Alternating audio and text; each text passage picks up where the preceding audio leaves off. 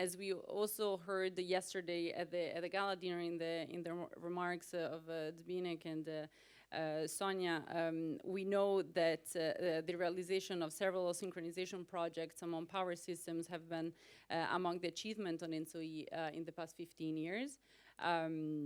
And we will focus a little bit more into the most recent examples and the future example as well. So maybe I will start with Albino. If you could help us frame and understand this topic a little bit better, which seems very technical in nature, but also has a huge real impact on also citizens and industry as well. Maybe I will structure the question in a couple of layers. So first of all, if you can explain us what are the motivations and benefits of synchronizing power systems, and then if you could help us explain how a synchronization project is normally structured, what are the steps, how the decisions are made. And then taking the example of the synchronization of Ukraine and Moldova, if you could tell us a little bit how the project did go compared to the initial planning, and then we know that the project became a little bit of an emergency situation. So if you could walk us through those steps as well. Thank you, Anna, for the questions. I'll try to be brief. I can speak about this project during 1 or 2 hours if you want, but I will not do it. Well, I want to salute my friend Vitaly. Hi, Vitaly. Hi. Okay, a little bit of context about this Ukrainian cooperation between ENTSO-E and the ENTSO-E. It has already a history. So I think everybody knows that since more than 20 years, the western part of Ukraine was already interconnected with neighbors, with Hungary, with Romania, and with Slovakia. So the infrastructure was already there since a long time. And the first project for the establishment of a synchronization with Ukraine started a long time ago. Even before ENTSO-E. So the first request was in 2006, and the project group was established in 2007. So we were already cooperating since a long time. The feasibility studies were concluded in 2015, and the feasibility studies proved that it was possible. And in 2017, we signed the connection agreement with Ukrenergo and Moldeelectrica, and that was the moment where the plan was established. And in fact, the initial plan was to synchronize until the end of 2023. So we were already working on it when things happened. Well, you asked me about benefits of being synchronized. The main three benefits are stability, because being synchronized means instantaneous support. When something happens in one system, the other system instantaneously, at speed of light, supports the lack of energy, and that's only possible when we have an AC synchronization. DC synchronization is not so instantaneous, so the things are different. We are much more together when we are synchronized with same frequency, because we are really sharing the same house. We live in the same house. It's not two houses interconnected. We really live in the same house. The other benefit is security of supply. So we can establish emergency contracts, and we did it with Ukraine. And the last one, of course, is cross-border trade, so economic optimization of both systems. When we plan a synchronization, there are a few steps. Initially, the candidate has to apply in ENTSO-E with the support of a neighbor TSO asking to be synchronized, and so we have an initial agreement. Second step is the feasibility studies. So everything starts with studies, technical studies, where we model the system together, the existing system and the extension, in static behavior and also dynamic behavior. And we did it for Ukraine. As I said, in 2015, these feasibility studies were completed. Finally, we sign a connection agreement. That's really the final important document where the technical requirements are established. One of these technical requirements is that the candidate has to prove his capability of being alone. That's what we call isolated tests. And as I will explain you, it was exactly what they were doing in the moment of invasion. And finally, after this performance analysis of the isolated tests, we can decide, okay, we can do it, and the period of what we call trial synchronization begins. The difference between trial and permanent is that when we arrive to the permanent, all the legal and technical requirements are fulfilled. And Ukraine did it in the end of 2023. So we are not anymore in the trial period, we are already in the permanent period of synchronization because they fulfilled all requirements. Well, emergency synchronization. So in 23 of February 2022, they were doing the isolated test. So they disconnect the grid from the neighbor, from Russia and Belarus, and they were alone. In a few hours after, Russia invaded Ukraine. We think that it was not a coincidence. Well, and of course that was an explosion. In 27 of February, it was a Sunday, we received a letter from Ukrenergo asking for emergency because obviously the Ukrainian government decided we don't want to reconnect to Russia and Belarus anymore, of course. And that was the moment where in the following day, so 24 hours after the letter, we put in place a task force that I was leading, and what happened was amazing because normally in ENTSO-E, when we start projects, we have lack of resources. In this case, we had a lot of resources, maybe too many resources, 100 volunteers. So everybody wanted to participate. And that was really good to see the motivation of the people that wanted to work in this project.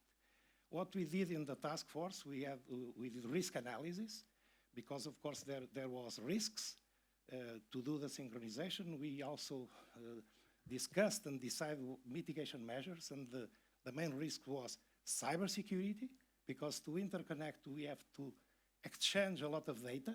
We need data, model data, operational planning data, and also real-time data. And we have to connect our IT systems with Ukrenergo IT systems. And so we have to do it fast and in a secure way, and we did it. The second risk was security of supply. It was winter, and if they asked a lot of support, the reserves of the neighbor countries of continental Europe could be not enough. Finally, we have instability risks because the electricity system extended with Ukraine. It was too long, so and we detected effectively that in some special situations the system was not totally stable.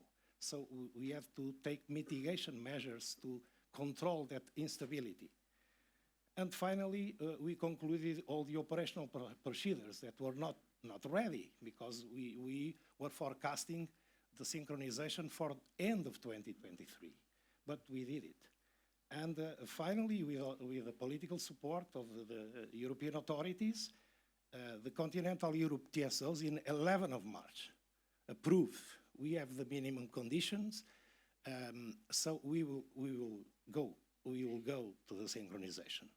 And finally, we did it in 16 of March. So all these things happened in 17 days and more than 1 year before the original plan. I want to emphasize that Ukrenergo stayed isolated for 3 weeks, not 3 days, 3 weeks, which was also a big achievement for them.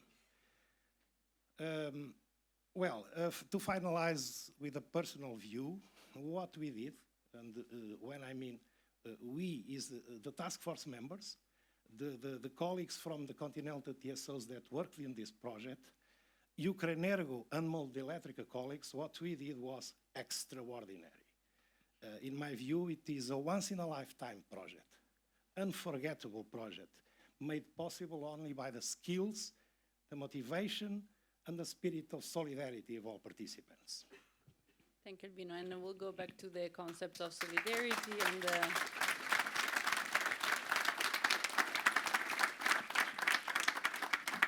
and we'll discuss further the task force and the work that ENTSO-E put in place in those exceptional circumstances. But first of all, I want to now turn to Vitaly. Thank you again for joining us from Kyiv.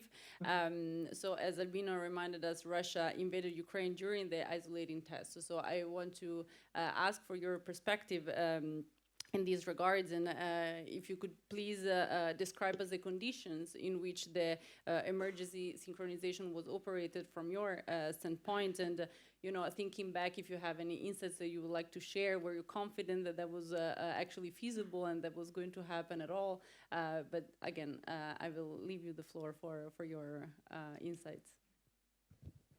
Thank you very much. Good morning, colleagues, friends. First of all, let me express my gratitude for opportunity to speak to you today and share the experience Ukrenergo gained during the process of synchronization of Ukraine and Moldova with ENTSO-E. Frankly speaking, it was a long way home to our secured and safe energy home in Europe.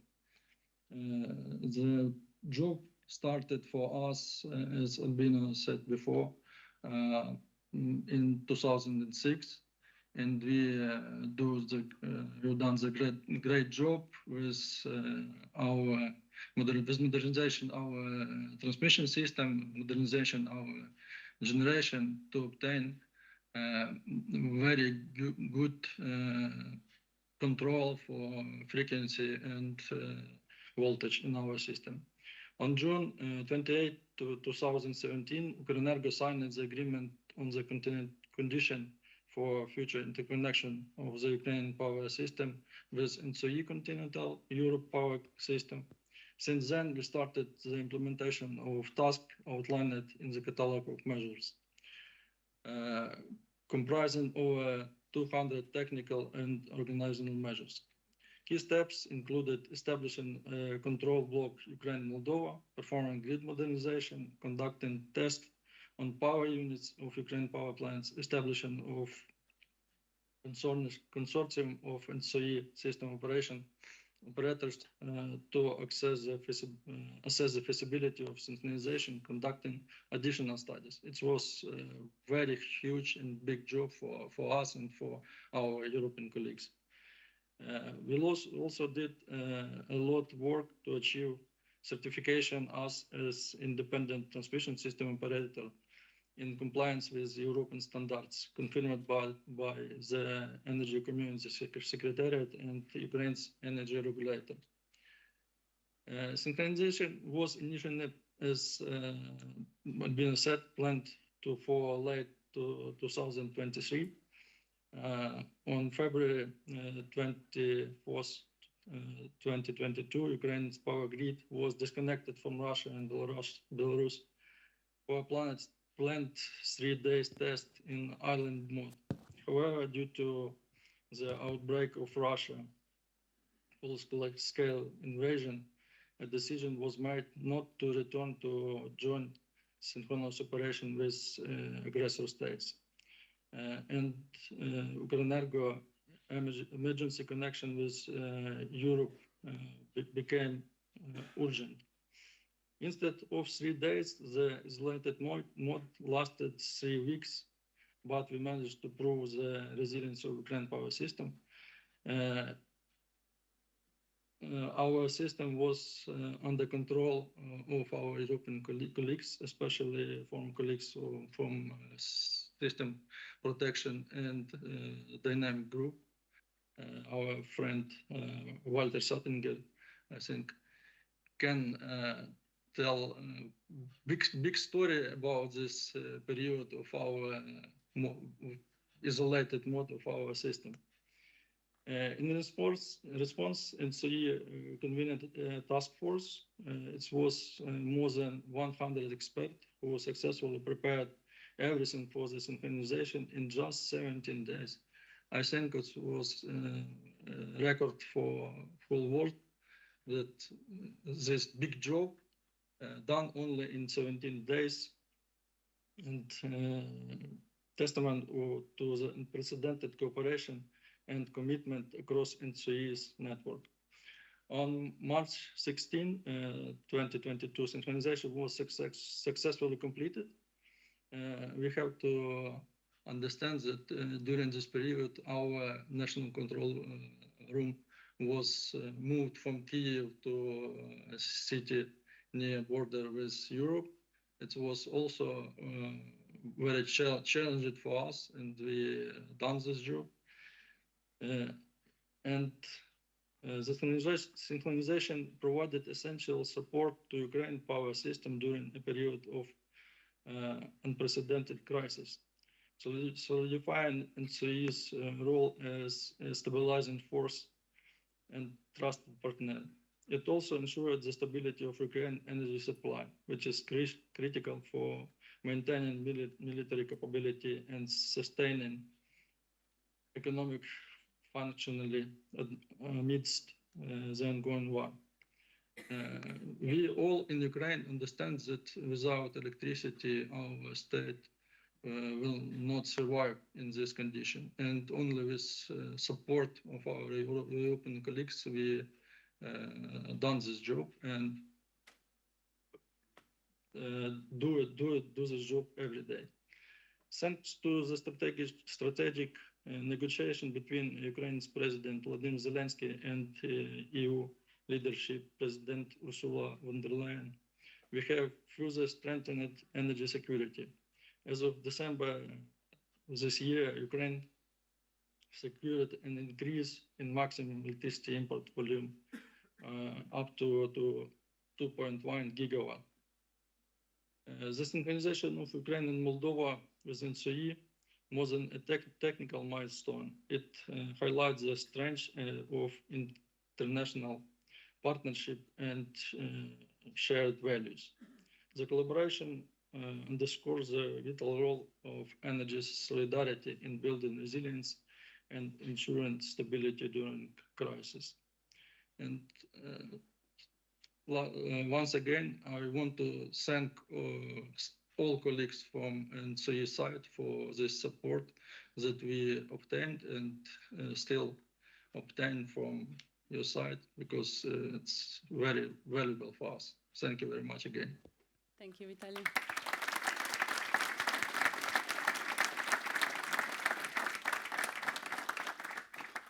Thank you, Vitaly, for sharing your insights, and we'll go back to the concepts of solidarity as well with Anka a little bit. But before, I wanted to ask Tahir that at the time you were chairing the System Operation Committee, we talked about this exceptional task force involving over 100 people who managed to secure the synchronization in only 17 days. So how did you go internally in to coordinate such exceptional efforts? Well, I would be a bit bold to say that I think that all TSOs and ENTSO did it in such a way that it couldn't have done better. It sounds a bit too proud, but from what Vitaly said and Albina, I think it's really true. Albina didn't say all the details, but there were, I think, several dozens of world-class specialists. On the very next day, they were preparing on Sunday evening, over the night and so on, to start with this number of groups. They were addressing all the areas needed for synchronization. But as Vitaly mentioned, Walter, another colleague, Giorgio Giannuzzi, both from Swissgrid, they, together with Vitaly's team, really did the most important part, and it was to manage our risk for the whole of Europe, because of, Albina mentioned it, wide area low frequency oscillations. Without a way of dealing with it, without a stepwise approach and technical conditions which Vitaly and his team implemented in the field, we would have not been able to do the synchronization.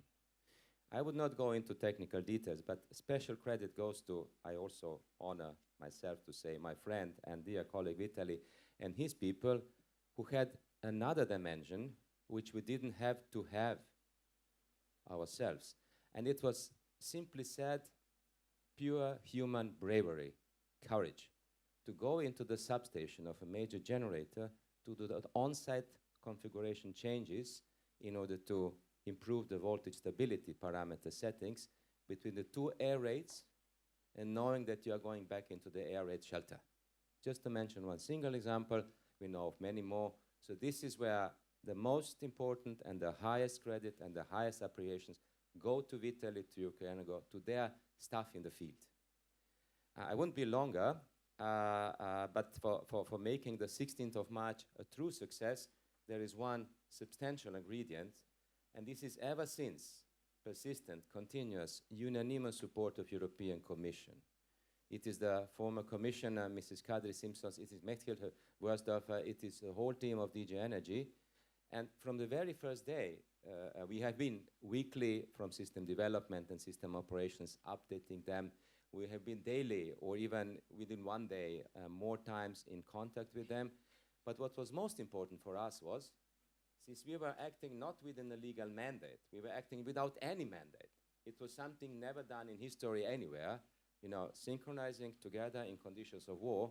And we have a very clear commitment and statement by all Commission officials from all levels. You do it, and we will be happy with any organizational, administrative, or legal matter. And this was the platform which was needed to succeed. So I would really like to express, on behalf of all of us, to the Commission, to all Commission team, a huge gratefulness and appreciation, because without your support, it won't be able to happen. So I finish and conclude. This 16th of March has become, I would say, one of the milestones of the brightest moment in our history. And we have had many synchronizations. We have had Turkey, we are going to have Baltic countries, and this is all nice and really good. But I think this particular one, synchronizing Moldova, Ukraine, in times of war, is really, it sounds dramatically, but it's really keeping the lights on and bringing lights into the dark times. So thanks again to Vitaly and the whole team of Albina. Thank you, Tahir. Yeah, and definitely it's a project that speaks a lot about the Ukrainians' bravery and courage. But speaking exactly about this sense of solidarity and, you know, also we heard about so many people volunteering in the task force and et cetera, and the fact that we had to rush basically from a project of, you know, that had a time horizon of 2 years into just 17 days. How did the Commission approach that, and how, again, Tahir, thank you for your approach and your flexibility in that time, but can you share your perspective? Yeah, thanks a lot, and thanks a lot, Tahir, for all the appreciations on behalf of our former commissioner and our hierarchy. Many thanks. But it's not really for the Commission to take credit here. I mean, we've been doing what we should be doing. The Commission had been working on the Ukrainian and Moldovan synchronization for many years already. Our former Commissioner Kadri Simpson was incredibly supportive of the project from the beginning and personally involved. And as we have heard, the initial plan was for synchronization to take place in 2023, and we were preparing for that. So the teams were already in place. Of course, when the events in February 2022 happened, they were a shock for us all, including in the Commission. But this just made us more resilient and pulled together and willing to support. So when the request from the Ukrainian Moldovan system operators came during the island operation test, the structures and resources in the Commission were already in place and were ready to activate in a bit of an emergency mode and work intensively of this. And indeed, the high level of political support from the Commission President, so from Ursula von der Leyen, from the Commissioner, and from our hierarchy, allowed us to ensure swiftly the necessary mobilization and support. But this is, it's such a tiny piece of the puzzle, because nothing would have been possible without all the work that system operators have put into this from both sides, and the mobilization within ENTSO-E and its structures. So credit goes to you all. Thanks a lot. Thank you, Anka. And yeah, indeed, this is a really good example on how critical is this work to really keep the light on. And now, just perhaps looking ahead. So we talked about the example, the latest example of synchronization, but looking ahead, there is another big project coming up. So Ramek, maybe you can talk a little bit about that. The Baltic states are expected to be synchronized with continental Europe in February 2025. So, I mean, maybe you can talk a little bit about how long it's taken to set the project, and then if there are any main differences or risks that you expect compared to the project that we saw in Ukraine and Moldova. Okay, thank you, Anna. Good morning, everyone. So I'll also try to be brief. I mean, this project has a long history, but I will only focus on the last elements that we had for the couple of years. So everything somehow started on the political layer in 2018, when four member states, three Baltics and Poland, and the Commission agreed to set a green light for the synchronization of the Baltics. This was in 2018. And this was like the cornerstone to start the process within the ENTSO-E. And as Albino said, I mean, we have the rules within the ENTSO-E, and in terms of the Baltics, as it was in Ukraine, in case of Ukraine, we somehow put this also on the Baltics synchronization. So next year, in May 2019, we signed the agreement that set the conditions for the future interconnection. And this agreement, I will only mention that it assumed the synchronization to be finalized in 2025, but at the end. This was one element. Second element was that, and this is usual case in case of the synchronizations, that we have the catalog of measures. This is the list of elements that the countries that are about to be connected needs to implement in order to make the synchronous operation secure. So this was the one. And then here also there are elements on the infrastructural side. And here also there are great thanks to the Commission for the support, also in funding. One of these elements are the synchronous condensers that are key in order to secure Baltic's isolated operation, and those are up and running. And then last element also that we foresaw back then, lucky for us, was that we thought that maybe it would be good to prepare for the emergency synchronization. So this was also the element of the interconnection agreement. And then also under umbrella of the BEMIP, as Anka was saying in the previous part, we will somehow monitor, but on one hand, we were supported from the Commission, but also pushed in order to check and monitor on the progress. And then the recent element that we introduced was last year, when on the political level of the Baltic states, they agreed to push forward the synchronization to the February. So within the RGCE, we aligned and we said that we established the synchronization roadmap, which somehow put in place all the elements that were needed in order to secure the synchronization in February. So all in all, and this is last element from the recent history, because this was like last week, RGCE agreed to synchronize the Baltics on in February. This will be preceded by the isolated test. And in terms, I'm going to finalize, in terms of lessons learned, what we, I think, took from the Ukraine when talking within the RGC, we decided that despite the fact that in the rules that there should be two isolated tests, in order to manage somehow the risks that are surrounding this synchronization, we thought that in this case, we will make only one, or the Baltics will make only one isolated test. So the synchronization is about to be happened like in 3 steps. One will be, it will start on 7 February, when the Baltics will start to disconnect from Russian and Belarusian systems. This will be finalized on 8th of February, on a Sunday. And simultaneously, they will start the isolated test, which will last for plus 30 hours. And then on Sunday, 9th February, we hope that we will have them connected with the continental Europe. And that's it. Great, thank you, Ramek. So we're about the end of these discussions. So thank you again. I don't know if Albino or Anka, you have some closing thoughts that you want to share. Maybe one word complementing what Remek said about Baltic synchronization. The big difference is that in this case, everything is planned and we will do it according to the plan. Anyway, we have a plan B. If something happens, we can also do in the fast way. Okay. Good. Anka? Yeah, perhaps a few words on all what we just heard and all the work that system operators do and all this, what it means for energy solidarity in Europe.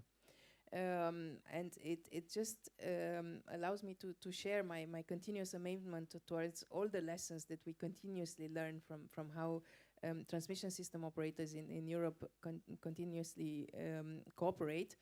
And these are first and foremost stories of seamless European integration and solidarity. Ever since the 50s, when the first interconnectors were built, this cooperation cross borders without any political involvement has constantly kept our lights on. And there's no politics here, it's just solidarity and professionalism. And only recently have Europeans woken up to this and realized the work behind our energy system, and the two synchronization projects we've been touching upon now are just a testament to this. It has been incredibly impressive how there was never a second of a doubt about the work that has to be done on the side of system operators and ENTSO-E. And both projects have been, as we heard, very lengthy. They had been prepared for many years. So I searched a bit in our documents and I saw that the first memorandum of understanding mentioning the Ukrainian and Moldovan synchronization dates from 2005. The Baltic synchronization is being prepared for many years. So before the political declaration in 2018, there were many studies to find the synchronization solution and many discussions related to that. So they have been orderly processes that were carefully planned and prepared for many years. However, when the war in Ukraine started, both processes were significantly accelerated. So we just heard how it was possible with incredible resources and energy to start trial synchronization for Ukraine and Moldova in just 17 days. But at the same time, preparations were made for the Baltic system to be ready for emergency synchronization. So this was also being done at the very same time. And later on, the Baltic synchronization was also brought forward to February 2025, but by almost 1 year. And we're all now holding our breath for the last mile. And I know there's a clock ticking in the Vilnius Central Square, counting the seconds up until the synchronization. So I hope we'll all be there drinking champagne on the 9th of February. So continental TSOs and ENTSO-E have worked incredibly hard to make this possible. And again, congratulations on the most recent RGC decision of the 26th of November, which is the last piece of the puzzle before February. But I would also like to mention the 4 TSOs that have been working relentlessly on implementing all these infrastructure projects, which indeed the Commission has supported with financing of exceptional financing of 75% of over 1.23 billion. But these TSOs have done amazing jobs in implementing these projects super fast in very difficult conditions, and some in an accelerated manner. So to conclude, I think the constant unassuming achievements of TSOs are actually lessons for us all for resilience, solidarity, support, and European integration. Thank you, Anka. Thank you all. Thank you, Vitaly, for joining us again online. And I will give the floor to Christelle for the next panel. Thank you.